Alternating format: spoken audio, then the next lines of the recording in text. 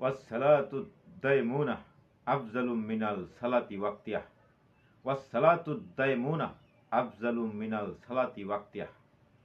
ওয়াক্তিয়া সালাত হইতে দায়মুন সালাত অনেক মর্যাদাপূর্ণ। ওয়াক্তিয়া সালাত কি আর দায়মুন সালাত কি? ওয়াক্তিয়া সালাত হলো 5 ওয়াক্ত মসজিদ ঘরে গিয়ে 5 ওয়াক্ত 5 বার নামাজ পড়ার জন্য ঐক্যবদ্ধ হওয়া। কিন্তু প্রকৃতার্থে নামাজ কায়েম করার কথা ছিল। করা আর পড়া, করা এবং পড়ার মধ্যে অনেক ফারাক। অল্প পরিমাণে ফারাক নয়, আকাশ আর জমিনের মতো ফারাক করা আর পড়ার মধ্যে। যেমন আমি একটি বই পড়তেছি, একটি বই পড়ব, একটি বই পড়ব, একটি কিতাব পড়ব, কোরআন শরীফ পড়ব, তাই না? একটি মেসেজ পড়ব। কিন্তু নামাজ পড়ব এই কথাটি কোনোভাবেই বোধগম্য নয়।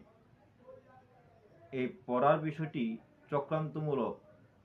নবী করিম সাল্লাল্লাহু আলাইহি ওয়াসাল্লাম ওফাতের পর চক্রান্তমূলক আবির্ভূত করেছে কিছু কিছু বেঈমান মুশরিক, যারা নামধারী মুসলমান, কোরআনে হাফেজ, মুফতি, মাওলানা, মুহাদ্দিস ছিল, ভালো জ্ঞানী লোক ছিল, কিন্তু শেষ পর্যন্ত তাদের ঈমান সংকীর্ণ এবং কলুষিত হয়ে পড়েছিল।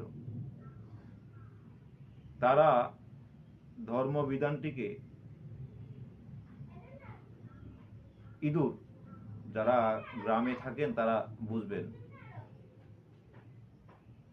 গৃহস্থ ঘরে কিছু কিছু ছোট ছোট ইঁদুর আছে, বাত্তি ইঁদুর বলে, বাত্তি ইঁদুর, ছোট ইঁদুর।